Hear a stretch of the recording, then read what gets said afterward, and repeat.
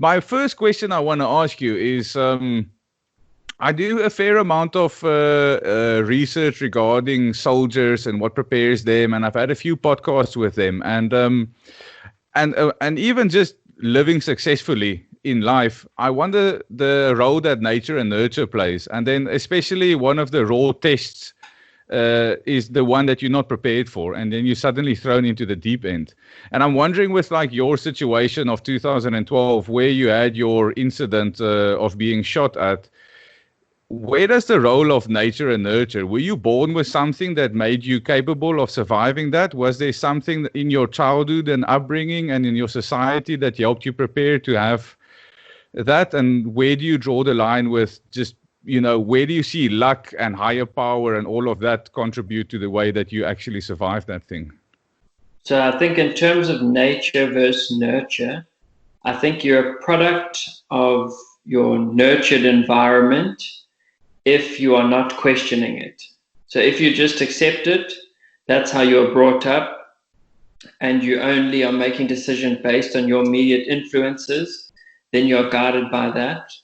Whereas nature, I think, is more when you start to apply yourself to your environment as opposed to being dictated. So in terms of what happened in 2012, I would look at it as a nature thing, not a nurture thing. I would say when I was 21, I broke free of who I was, my social circle, the way I looked at life. I had, you call it a paradigm shift. And for me, that was induced through veganism, because I then started to question so many things about humans, about myself, about our relationship with other species, about how our cultural identity it's almost based on myth. And then I said, well, I'm not going to be a victim to my circumstances. I want to change. I want to make change. And whatever adversity comes, I'll learn to deal with that. But I would say prior to being 21 and becoming vegan, I would say I was just a product of my nurtured environment. Mm. And for example, what led you to this whole veganism thing? And I just I spoke to Jason Lewis about 2 weeks ago, and he's also big on the whole plant-based thing. And again, thank God to your mom, like putting me in contact with him. Like it really blew my mind to talk to him. The sense of humility, the sense of understanding his place in the world. I don't know. There's a lot from that podcast. But I was also talking to him about the shift towards plant-based. What made you shift towards that?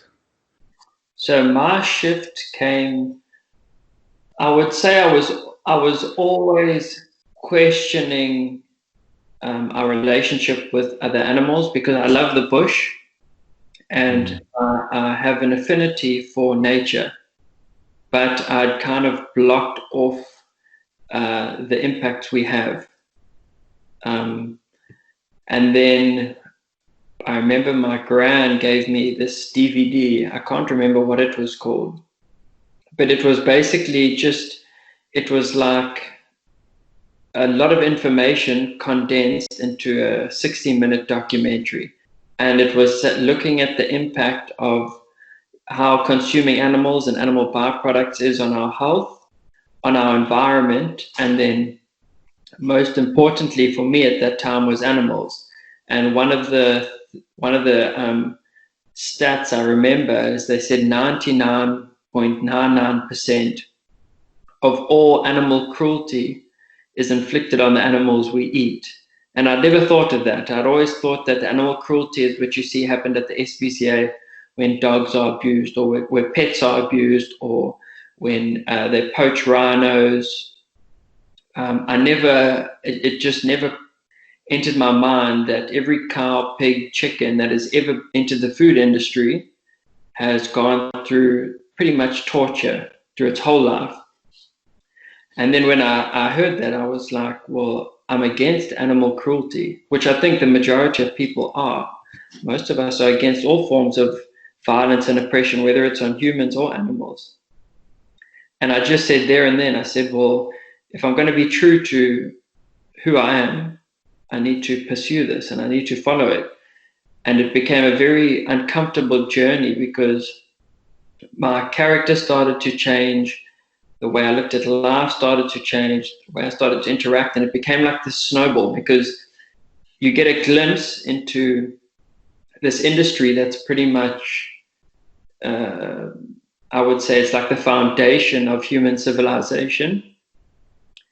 And you realize that it's born out of violence, oppression.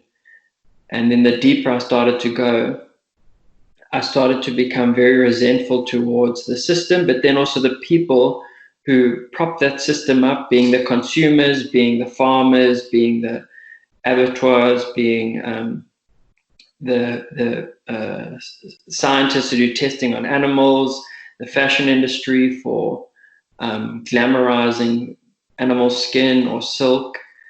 And it became this very powerful but a very difficult thing to go through. And I would say the root of it was just learning that all the animal cruelty inflicted on animals is on the animals we eat. That's what started it. And then it became far more engrossing after that. And did you ever go through, so the two questions I want to ask you, did you ever go through almost like a radical vegan phase where you try to like get everyone on board, or did you like maneuver that side? I think a lot of people, I speak to a lot of people that get off drugs and change their lives, and I work a lot with people trying to change their lives, getting off narcotics, and there is a common trend that once they see how good this new life is, they want to tell everyone about it. But then obviously it just comes out a little bit like over enthusiastic. So that's my first question. My second question would be, what's your opinion on Game Changers? And did you like the documentary on Netflix, if you saw it?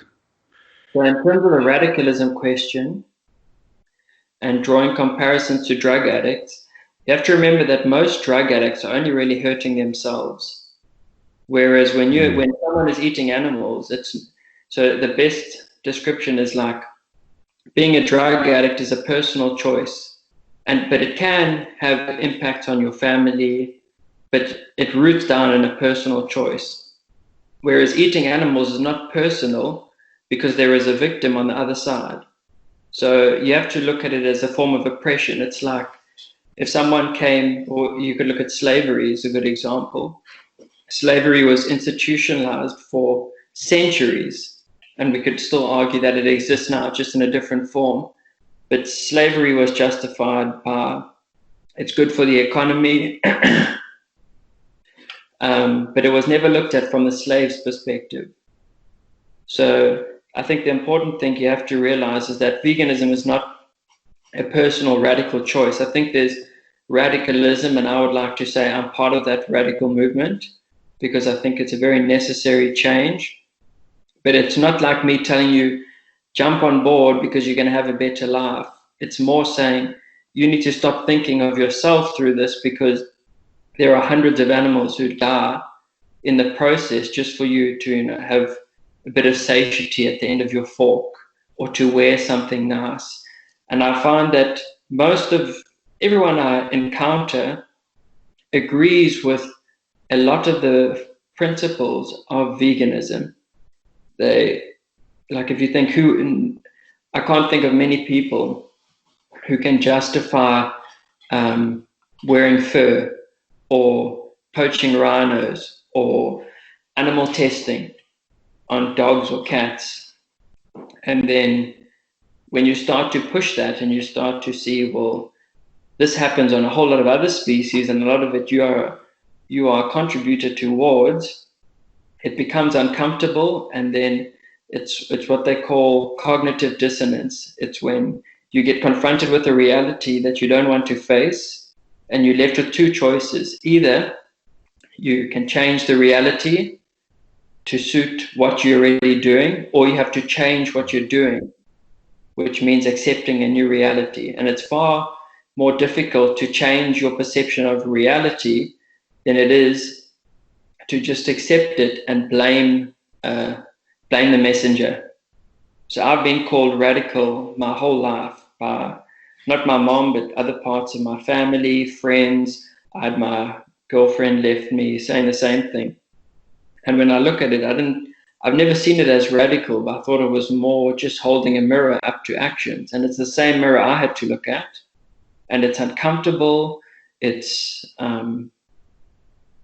it can be a bumpy journey. But I think you always have to remember, whenever you look at anyone who talks about veganism, you can't just look at it as this personal thing, because there is a victim, and you should always look at any form of injustice, whether it's on animals or human. You have to look from the victim side. So if you think like with rape, you don't look at it from the point of view of the rapist. You look at the point of view of the person who was raped. So I wouldn't say I would be very wary of radical, because radical can be very powerful. I think most of the greatest movements started from, you could say, what, radicalists, but those radicalists is now the norm. And then I think the second question you had was game changers. To be honest, I haven't seen it. Cool. So we're not going to talk about it because it's controversial. I want to talk more about you and what makes you tick. I want to ask you this about standing up for yourself and staying true to yourself. Like, because I think that's a common thing with people that I talk to. And it's a common thing for myself. It's like, how do you stay true to yourself and live with no regrets? And it's almost like with this veganism. I love the fact that that's your thing and it's passion. And your mom hooked me up with Derek Jensen, and his philosophy was everyone needs to fight different battles. And if we all fight different battles in different fields, then we as a society or civilization will actually improve. And everyone needs to be fighting different battles. And I love the fact that you do it, you know. Is there at any point where you feel like, fuck, I wish I wasn't so strongly believing this because my life would be easier? Is it sometimes challenging dealing with people that disagree with you? How do you maneuver that? How do you find it easy to be yourself, if that makes sense? Yeah. Or enjoy to be yourself? So what I would say is that it's not, I wouldn't say it's an easy life, because I think everyone's life is challenging. What I would say in terms of veganism is that you always have to remember that most of the people who talk about veganism are not doing it for themselves. They're doing it for the animals. And when you look at what happens to the animals, it pales in comparison to, you know, getting a bit of hate in an argument. And you imagine, like, during apartheid, if you were standing up for equal rights, but as a white male, you standing up for equal rights at a dinner table with your folks and then, or your extended family, and them mocking you or ridiculing you is nothing compared to the people that you're trying to stand up for. So it's the same with veganism. I never take it personally.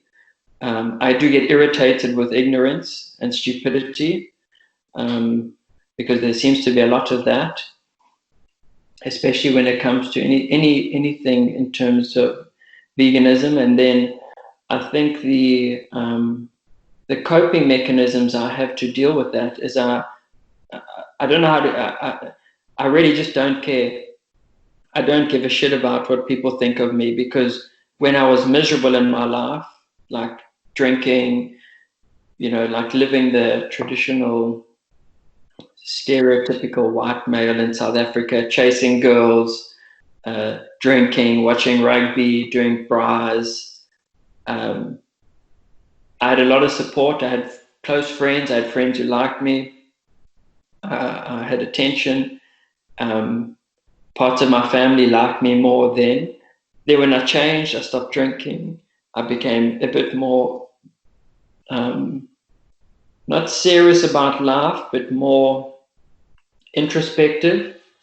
And I started to feel better about who I was as a person, even though the existing social circle I had now started to resent who I'd become.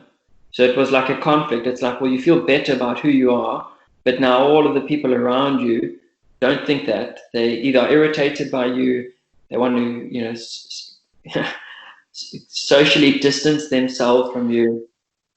So I just got to a point where I'm like, I don't care. If people only like me when I'm fun or drinking or carefree, do they really like me? No.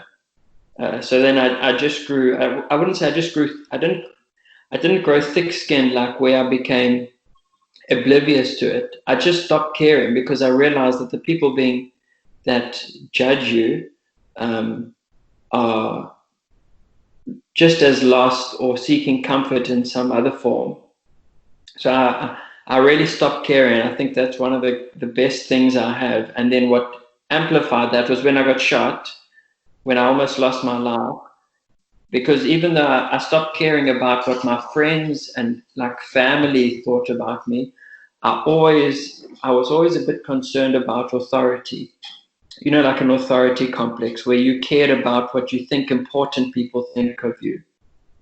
I had that. And then when I got shot and I got so close to losing my life, I was just like, screw that. I don't care anymore. Like, it doesn't matter who you are. It doesn't matter where you come from.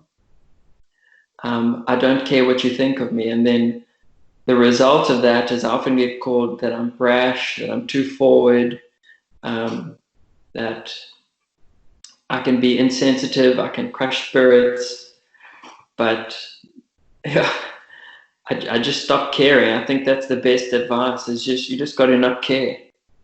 I don't know the process to get there, but you just got to not care.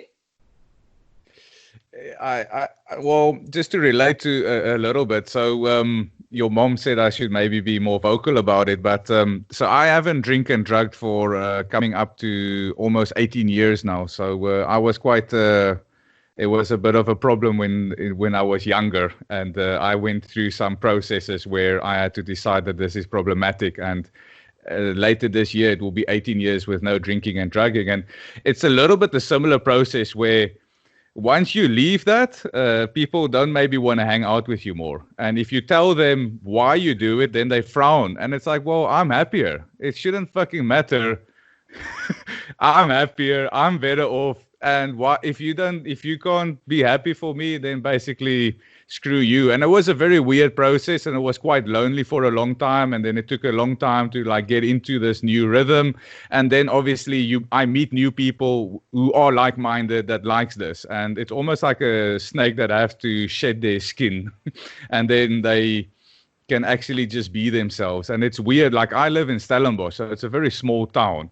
It's a bit like everyone knows everyone. So I think it's sometimes easier in cities, or I think that was one of the reasons why I left South Africa and I stayed overseas for so many years.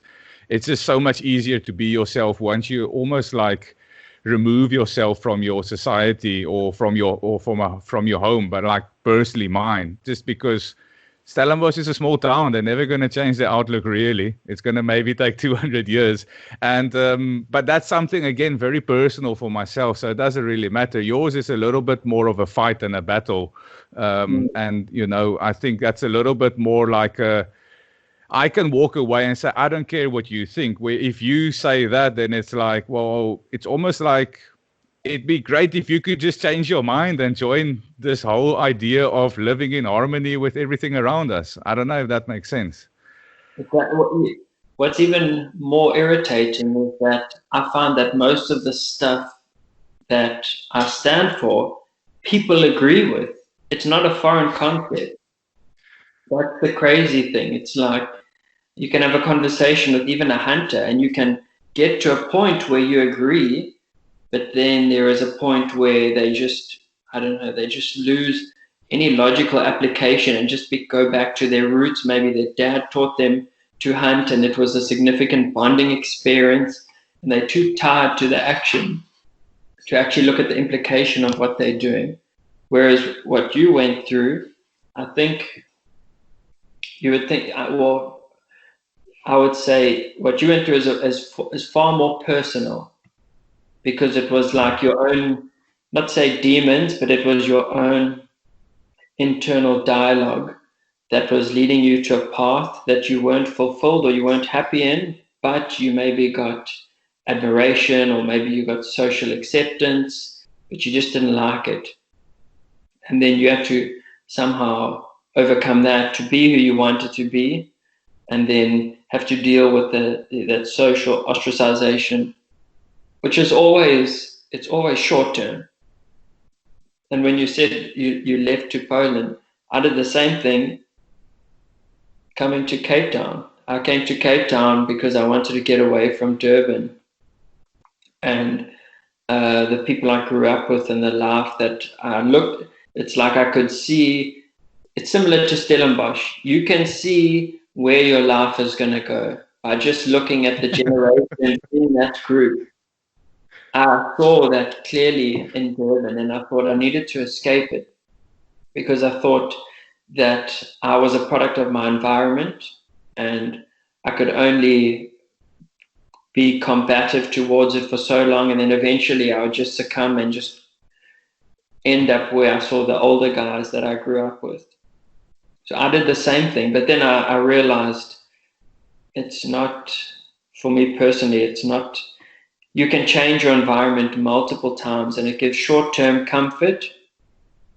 But if you haven't done that introspection into seeing who you are, who you want to be, and what you represent, or what moves you, what motivates you, what inspires you, that's always going to catch up. It's like this demon that's knocking at the door. It's very difficult to open up that door and face that demon. But once you open that door, you face that demon, you realize it's not a demon. It's just this like powerful force of, I don't know, internal dialogue that wants to get you on path. It wants to get you to where you want to go. You've just been fighting it for so long. Yeah, man, I 100% agree with you. Do geographicals, it's a very short-sighted, short-term solution. And what someone usually tells me is the problem with immigration is that you take yourself with, and inevitably you're gonna find and I was, fuck, it's so weird to say it, and only some people understand it. I was lucky enough that we had to go through some trauma in our family where my brother died of cancer. And that was the reason after 6 years of returning from Europe. So I spent 4 years in England, spent 2 years in Poland, married a Polish lady, and I got news that my brother was about to die. So I came back for the last 6 weeks, and he died at the age of like 31. And I've been here since 2014, and it feels like since then I faced a little bit of demons. And what you spoke to earlier about going through something, and not caring, I think my brother's death did that a little bit, because I just realized that life is short, it can end, people can die with regrets, and is it fucking worth it? And at the end of the day, it's just feelings, and it's just thoughts and opinions, and is it really that important? But my brother's death only lasts so long as an inspirational tool in that regard. At some point, there's a new energy source of inspiration that needs to come up, and a variety of other things. Were you a little bit similar, where after your incident, the concept of almost dying was like an energy source, and then that slowly started going away, and you need to find new ways to go about it? So after going through what I went through in the Amazon, and then going on the speaking circuit, you start to meet other people who've also got very interesting, harrowing stories, because they're great stories. And most of the guys I meet who've, come close to death, it has forced a shift in their thinking, their application towards life. Most of them realize that they almost lose their life. This is not the job that they want to be doing. It's not the life they want to be living, and it's not how they want to be remembered. But for me, it was different, because I went through all those changes before I went to the Amazon. What pushed me to go to the Amazon was a result of dealing with those going through that introspection. And as I said, the catalyst was veganism. So I went through all of that challenging introspection before. And then that's what I had found my source of motivation, which was this chosen purpose that I thought that we need to somehow find a harmonious, or at least a form of equality and animal liberation with other species. So I'd gone through that, and then when I almost died, and then obviously surviving that, all it did was just reaffirm that I was on the right path, because I wasn't sitting there with any regrets. What it did do is it made me realize that life is short, that time is against you, and if you have a goal or a purpose, you cannot be waiting for someone to open up the door. So I became a lot more frantic and time conscious about achieving what I wanted to achieve. So I always say, like, have you seen you know the movie Fight Club? Yeah. So there's a scene where Brad Pitt gets that store clerk, that Vietnamese guy, and brings him out and puts a gun to his head and pretty much threatens his life. And then Ed Norton says, he lets him go, and he's like, "Are you crazy? Like, what are you doing? You're traumatizing that guy." And he's like, "That guy's going to wake up tomorrow and he's going to be the vet. He's going to do all the things he wanted to do." And it's unfortunate that most people have to wait to almost lose their life or have death come close to them. Like in your case, it was your brother, and it gives you this, it can be temporary or it can be long-term motivation. And it can be essential to getting the shift, but the reality is most people don't face that, and if they do face it, it's very seldom that they come out of it, and it's become a very important message for me to get across, but I don't know how to get it across. Like I can't think if you can't realize that time is against you and that you need to be working for something bigger than yourself, you can't teach someone that. And then I always think, well, maybe I've just got to get a gun and go stand behind people, knock on the door, put it Imagine that, dude. Fucking walking around like Tyler Durden, giving everyone some life lessons. No, I can't. I just think I think we become too lazy and too complacent, and we'd rather complain about the life we're living than do anything to change it. And I understand why, because again, it goes back to that cognitive dissonance. It's a lot easier to change your perception of things than having to change your action. So people just get lazy and complacent, and I don't think you can motivate people. I don't think, you get all these gurus who can claim to motivate or inspire you. And the reality is all they're doing is that anyone who goes to those events voluntarily is already there. They're wanting to change. They're wanting to do something. But the majority of people aren't.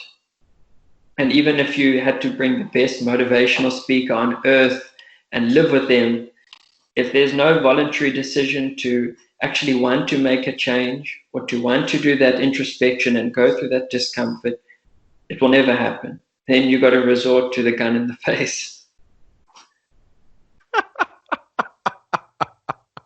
That is so funny. I can attest to that. Like I said, my job is to help people to become employed, and I've dedicated 4 years of my life. I was horrified after living in England. I came to realize South Africa for what it was and what it is, and I saw this movie, The Help, this American movie where it's about the black ladies and the nannies, and I cried my eyes out in that movie, and it just hit me. It was like, fuck, that's the way I grew up, and that is so fucked up. And I almost slowly went through this thing of I was making thousands of pounds per month in London, and then I started making less money in Poland, but I was starting to help people, and I started feeling better about myself. And when I came to Africa, it's like I really don't care about money. It's all about helping people. And 6 years later, it's a little bit like, it's a hard life. But I have many people that are successful and they continually say, thank you so much for what you did. And it's like, dude, I did nothing, man. Like, if you weren't doing what you were doing, like, none of this would happen. Like, anyone could have found you at that moment and helped you. Maybe that's not true, but if your mindset was right and you found the right teacher, then it's magic. And I'm the right teacher, let's say, for everyone. But if my student's shitty, then I'm not going to accomplish anything. And I find it quite hard when people say thank you. But I definitely believe in that, what you just said. Like, I've tried motivating people. I've used a variety of techniques. And generally, if people don't want it, they're not going to get it. Doesn't. I was having a conversation with a friend today, and he was saying like, so like an analogy, let's look at a preacher and a flock.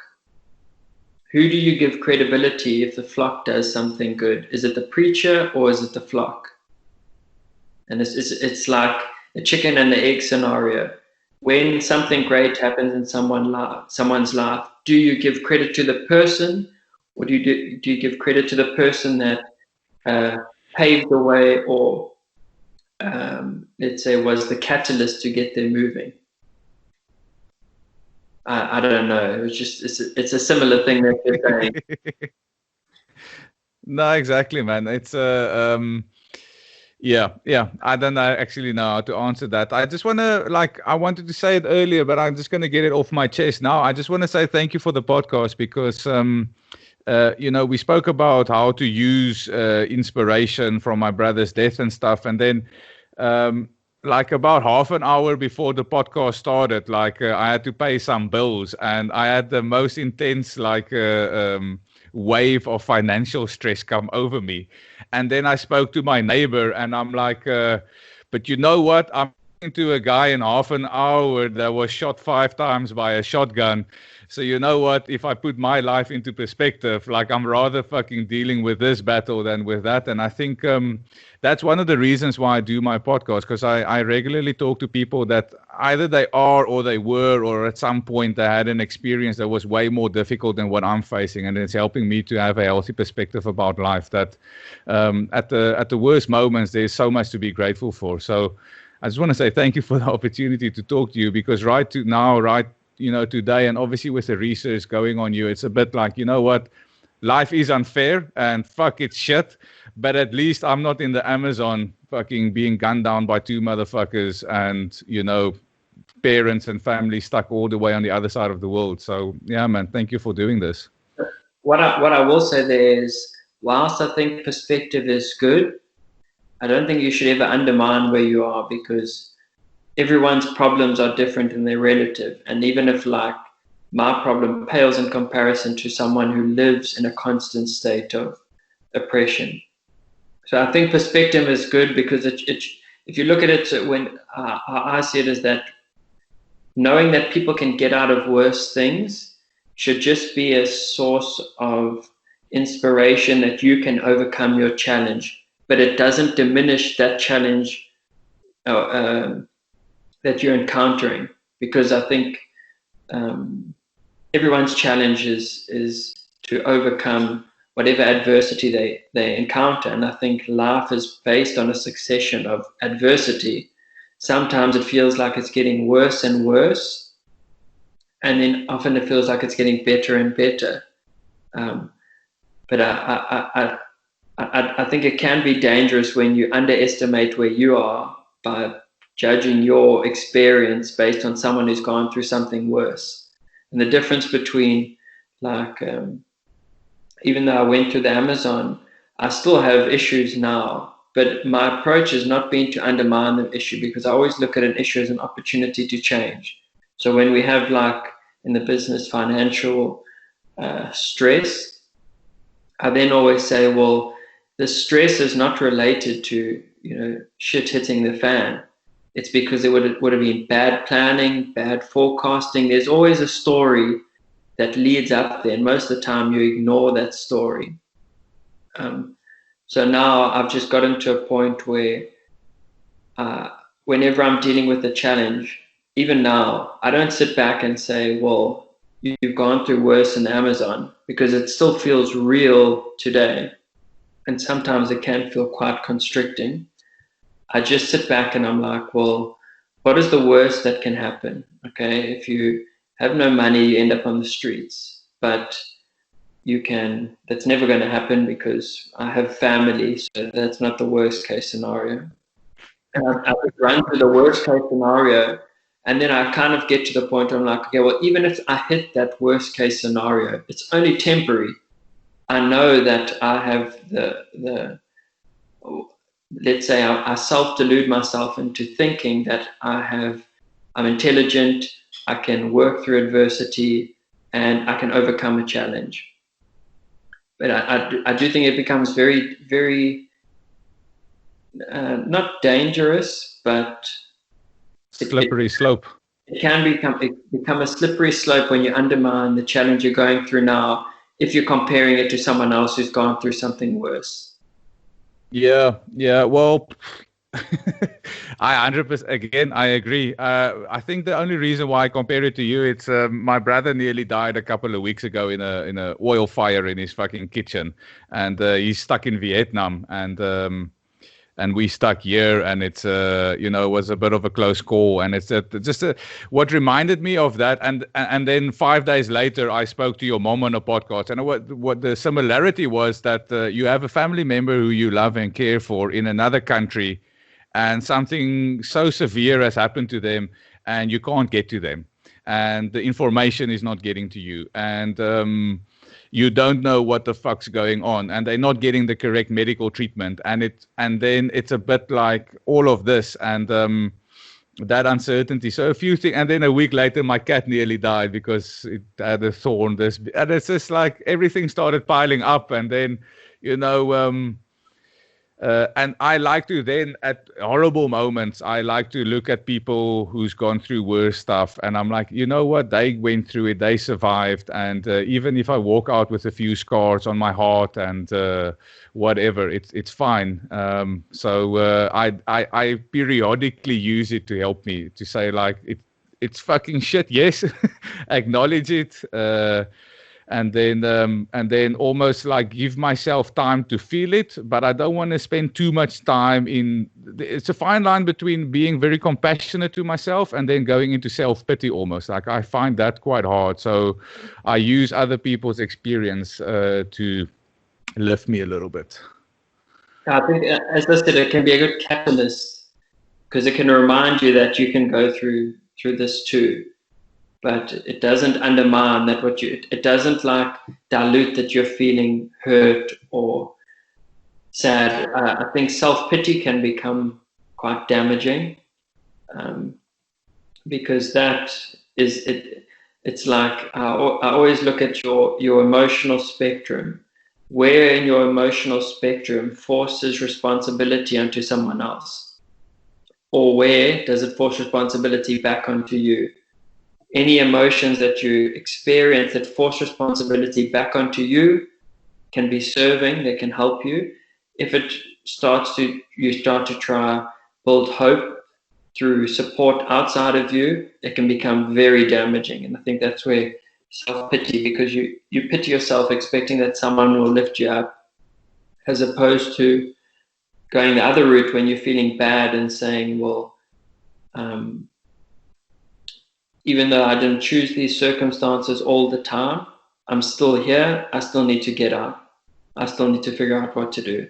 And even when I went in the Amazon, I went through a similar self-pity, like what you're saying, but like the extremes in a matter of minutes. I went through self-pity, why me, why did this happen, and giving up, expecting someone to save me, running through my thoughts thinking, what did I do to deserve this? I don't believe in karma or anything, but then I started to believe in karma. I was like, well, did I, secretly hurt someone really bad? Now this is karma. What? And then after that, so I went that extreme side of self-pity, and then I went the other side, and I just I took full accountability. I'm like, the reality is whether you offered yourself on a platter to get shot, or whether you were doing nothing wrong, and these are just, really violent guys, you still need to get out of this. It doesn't matter who brought you here. There's not much point wallowing in self-pity.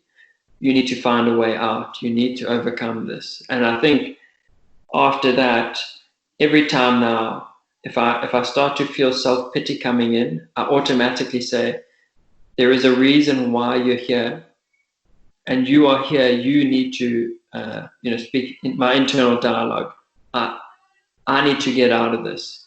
It doesn't matter who brought me here. It doesn't matter about the circumstances. And then to bring that like to now, like in the beginning, we were talking about how everyone is hit by Corona, everyone. But you can tell in a very short conversation about the people who can weather it and perhaps find opportunity in it, as opposed to those who are just going to become a victim, and this will be the Great Depression of their lives, and it will impact them until they die, and probably roll on to their kids and their kids' kids. And I think it's that fine line between, falling into self-pity and staying there, as opposed to taking a full accountability all the time, even if it's not your fault. But where does this come from? This internal strength, this rational way of thinking, almost like this spiritual type of concepts that you are talking about. Like, is there anything, like, is there books, is there people, like parents, like what I have? Obviously, I listen to a lot of variety of podcasts, and I'm lucky enough that in the circles that I move, I'm lucky to speak to people that know more about everything I know. So I'm lucky to turn to them and ask them for advice. Like, what helped you to be able to think about life and yourself like in this way? Well, so when I mentioned that introspection, I think a lot of it is rooted in, I always try to be logical. And that's not to say I undermine emotion. I think emotion is very important. But I think the emotional result is based on how your mind analyzes a situation. So like if you imagine, like an analogy, your mind is the mechanical part, you're the engineer, and if you get it right, you have a great product, which could be happiness or joy or love. If you get it wrong, it can be depression, it can be feelings of remorse or hate or loneliness. So I've always, and it's very difficult, because I think the majority of our lives and how we act is dictated by how we feel in the moment. And we always try to justify that our feeling is the driver of our experience in life. But again, I didn't experience this or learn it through the shooting. I think it just it was like a process where questioning was like the foundation. So if you think, if you question something, emotions don't question. It's really like accept or reject. Whereas when you question, it's your mind or your brain or your neurons trying to understand. So it's trying to figure out whatever the concept is. And the more I started to question, the more I started to feel like I was using my brain. And when you start to feel like it's difficult to articulate, but when you start to feel like you're more in control of your brain and how you think and analyze information, you start to feel more in control of your life, because you can start to piece why things ended up this way. So you can look at like anything from a relationship. You end up with a difficult person, and then you're like, well, what did I do to end up with this person? And you think, well, there was probably actions that were determined by your emotions that leaded you to connect with someone who was also emotionally volatile. And it goes for anything. And even I apply that to business now. And I look at it like your brain is the most powerful tool. It can create the best life or the worst life. It can be very powerful in constructing the best emotions or the worst, but it's all rooted in how you use your brain, if that makes sense, and then how your brain analyzes data, which is life. So it's quite a logical, analytical way that I've started to look at. Well, it didn't start, it's been a long time.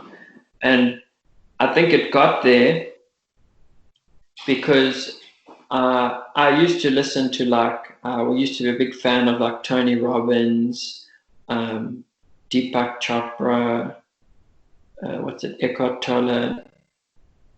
And it used to move me, and it used to motivate me and inspire me.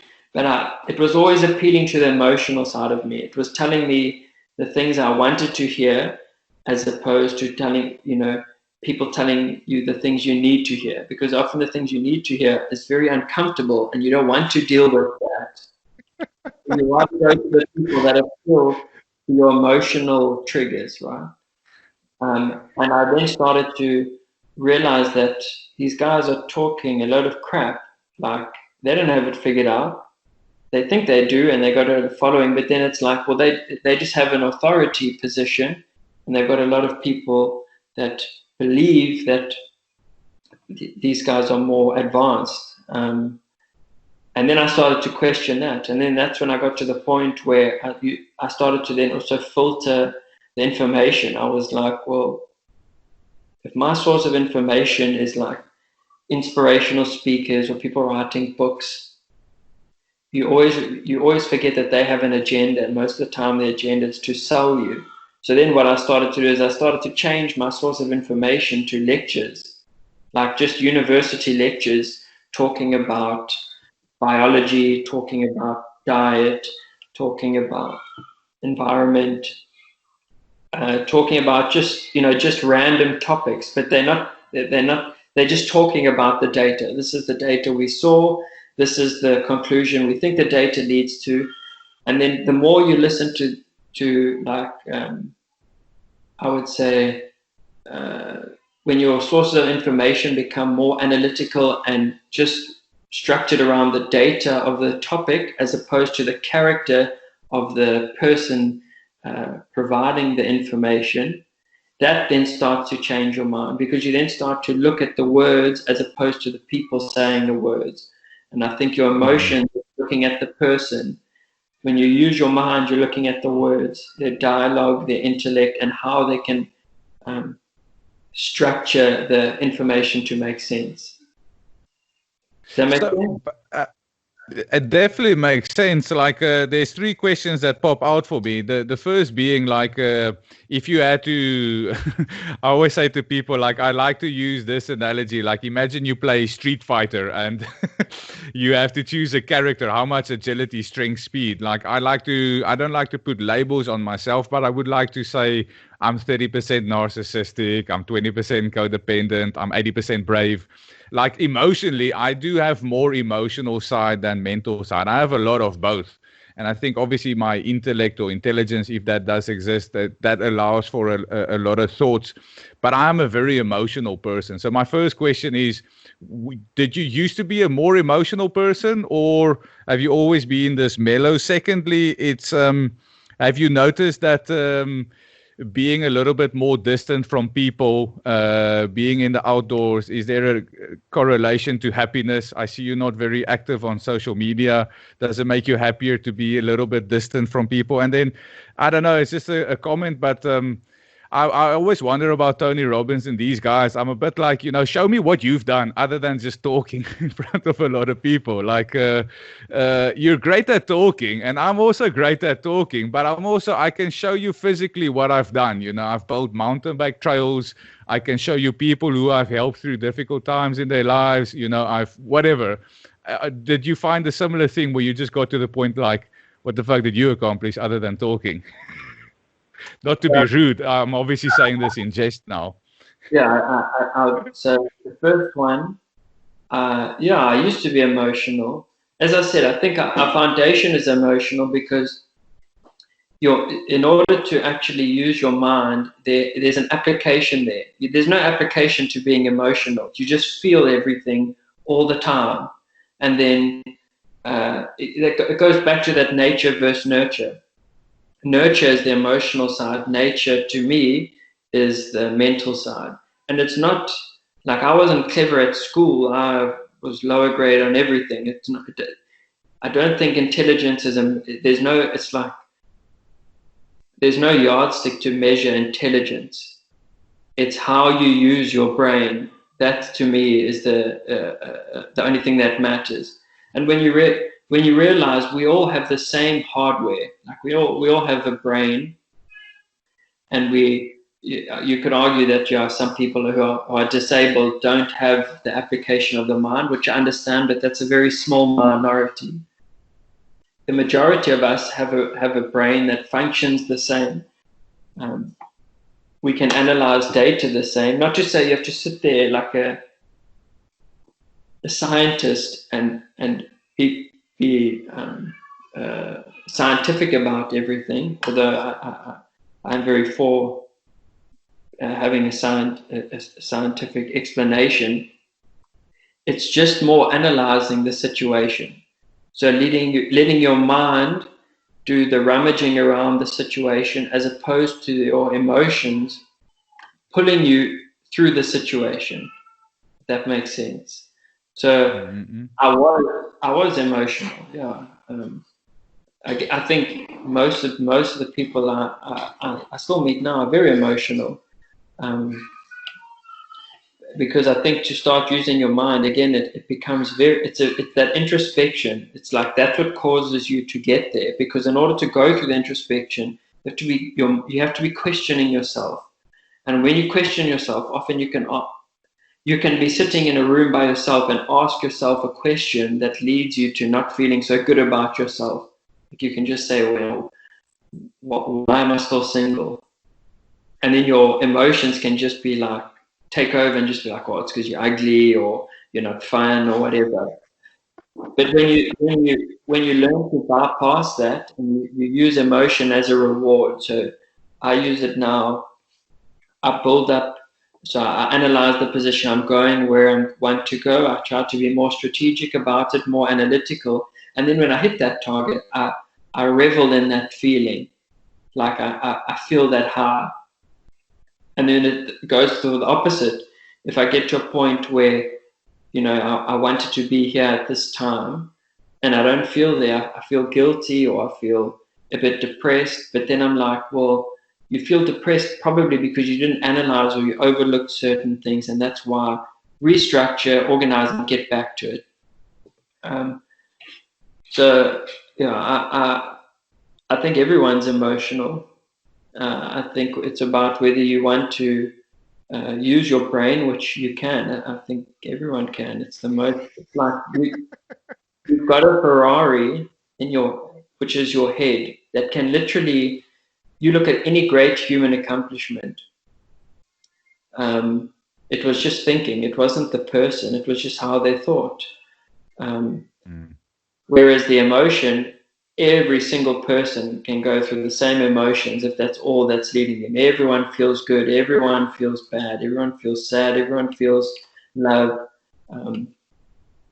So I think anyone can change if they want to. It's a bit difficult, but I think your life becomes better because you start to understand that you're building your own life, and it forces accountability.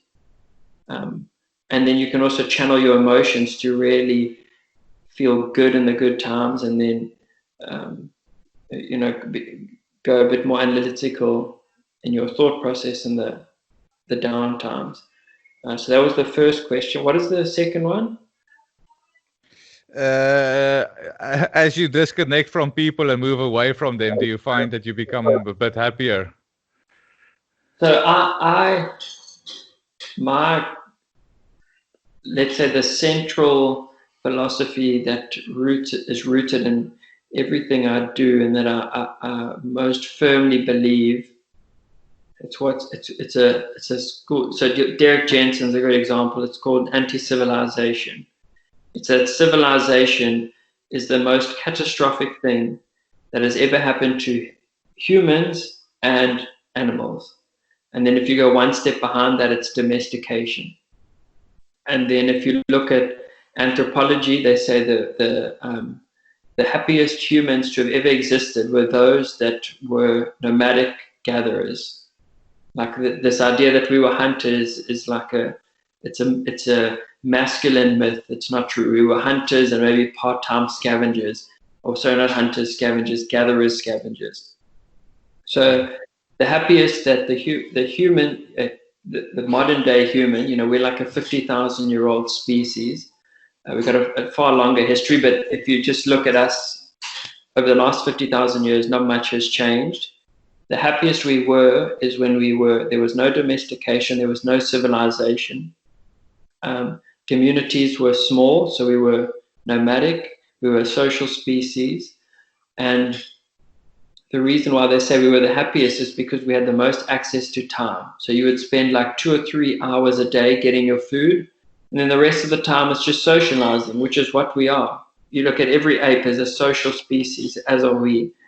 And socializing is very important, but it's become very difficult now because society has become so fragmented, so rooted in different cultural identities. But I find tranquility in just being stripped bare of civilization. So that's a lot of what drove me towards the adventures, and now more so in the bush. And it's not so much that I'm breaking free of society, it's more that I'm breaking free of civilization and the burden of civilization. And society is a component of that. But I think all humans, like the greatest, or great, it's not a quote, but let's say a phrase, is that if you look at wild, being wild is who you are. Everyone is wild until someone tames them. And that taming force can be your parents, it can be your society, it can be school, it can be your cultural identity. But the more wild you are, the better you are, the happier you are.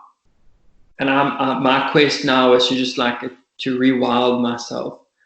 And I find that it's not so much breaking away from civilization, break away from society and being away from people.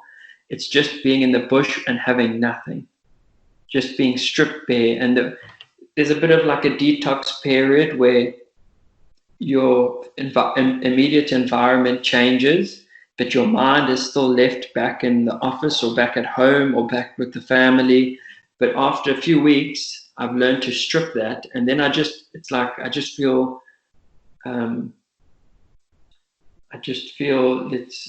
it's cliche, but I just feel present. I don't care about the future. I don't care about the past. And I just become more attuned to my environment because that's the only thing that matters, the sounds, and what you see. So I would say that the best explanation is that I think we all need to rewild ourselves. And that means stripping everything you have. If you can get all the way to where you just have a t-shirt and shorts, and you can go to a place that does not cater for your immediate needs, it's a great accelerator to get to that, just a present state of mind. And that's now become like a drug for me. I just want to be in the bush, in the wild, or far out on an adventure and just only be focusing on the day-to-day. And then thinking about, So you can go? No, I'm just when I spoke to Derek, he had this phrase or new concept that he talked about, which is very similar to what you say, and I can't paraphrase it because my memory is not that good, but it was something similar to, he almost said going into nature was a little bit like, imagine nature was a joint that you smoked and you became high. And your senses became a little bit more attuned. It's a little bit like what you said. Imagine you walk into nature. It's almost like nature goes into your body, and then your whole sensory system becomes aware of it, and you become a little bit more present. And the longer you stay there, the more it becomes something like that. And I really like the way you said it. And I spoke to a few people, and they speak to the same of what you said. It's like the longer you stay there, yeah, man, awesome. I love it. Think about it, like we've only been in civilization for 6,000 years. If you look at us, since we branched off from other great apes, we're like 2 million years old. So, and if you put our timeline, so of human history, we've spent like less than 0.001% in how we're living now. And there's a thing they have in it's called zoochosis. So with captured wild animals, it's called zoochosis because it originated in zoos, where they start to see wild animals exhibiting depression, develop eating disorders, lose their maternal or paternal instincts, even suicide, like dolphins will commit suicide. And it's only present in captive animals. You don't see it in wild animals. And that's why it's called zoochosis, because it's a form of psychosis on animals inflicted by captivity. And then you look at humans, we go through the exact same thing in civilization, the same forms of psychosis. And then you realize we're not that different to other animals. We need to be wild, and we need to be in an environment that doesn't cater towards our needs, but allows us the access to just be the animal we are, which is a social animal. Mm-hmm. Yeah, awesome, man. Listen, I feel like I would like to pick your brain for another 2 hours, but we don't have time for that. Plus, there's no market for fucking 2-hour podcasts in South Africa at the moment, really. So, last question, and if fairly briefly, and we will finish with that. Your experiences, has that taught you that humans in general are good creatures, or and is it? And I've asked Eric the same thing. Are they evil or are they stupid? Or I asked him, like, are they evil? And he's like, no, I think they're just dumb. They don't realize what they're doing. Is your experience that people are quite good? Because you've been in quite a variety of experiences, or do you think that they are maybe not the nicest creatures in the world? I used to think that we were inherently bad, so born bad, destructive, violent, too focused on sex and short-term gratification. So I used to think that. I used to think we're inherently bad, but then I realized that every species is selfish. Every whether it's a lion, an elephant, or a tuna, they only think for themselves or their immediate community or their offspring, depending on the species. So every species is selfish. So being selfish is a natural thing. There's nothing wrong with that. The problem where being selfish is a problem is when that species no longer has any biological limitations. So you think every species has a biological limitation. An elephant can't jump in a tractor and mow down a lawn. A lion can't start a farm. A tuna can't start a fish farm or jump in a plane. A lion can't get to South America, like naturally. So you think those are all biological limitations, like a buck can't take, a duiker can't take down a lion, right? So every species has limitations that moderates their selfishness. So it allows their selfishness to almost form a sense of what it looks like on the outside, cooperation. So where I'm at now is I don't think we're inherently bad. I think we're selfish. But I think the problem with us being selfish is that we've removed all our biological limitations to where that selfishness is now too pervasive. It overrides every other species' desire to live. And I've thought that, so if you can look at selfishness as a natural thing, our brains allowed us to overcome our limitations, which is what every species is trying to do. They just haven't done it yet. And again, you can't really give humans credit for overcoming their biological limitations, because normally it's like one person who overcomes that limitation, and then it allows all the other idiots to join on board. So I got to this, I had this realization, and then I started to look at it that said, okay, so if we're selfish, but our selfishness is now too pervasive, what do we need to transition to? What do we need to become? What is our next chosen evolutionary path? And I started writing this book, but then I got swept up in other stuff. And I also realized there's no money in books. But I thought that what we need to become is a selfless species. We need to realize that if we wanted to, we could wipe everything off the planet. We have that amount of power collectively. But if you know that, you can either choose to pursue that selfish path, which is, it's going to end up in that way, or you can acknowledge that we are so powerful. Like if you think like you're Mike Tyson standing in a ring with a bunch of kids, you can take all their heads off if you wanted to. You know you have that power.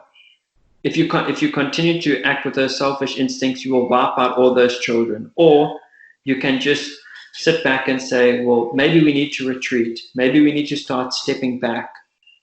And to me, that's where that selflessness part of humans I would like to see become something that's more prevalent in society. However, I think that's all romantic. I don't think that's going to happen. I think we're going to drive ourselves to the brink of extinction, and then anarchy will take over, and then there will be some natural population decline that could be either from disease or it could be from conflict amongst each other, and we'll never learn. We'll just carry on banging our heads like we have for the past 6,000 years, destroying ourselves, reducing ourselves to the last few, outskirts of population, and then trying to rebuild it again. And I see that as our future. I think that's the reality. So I don't know where Derek lent, but I feel like, yeah, we're a bunch of idiots that have too much power. We won't take away our power because our identity is rooted in it. So we're just gonna fuck everything up, and then that's it. Yeah.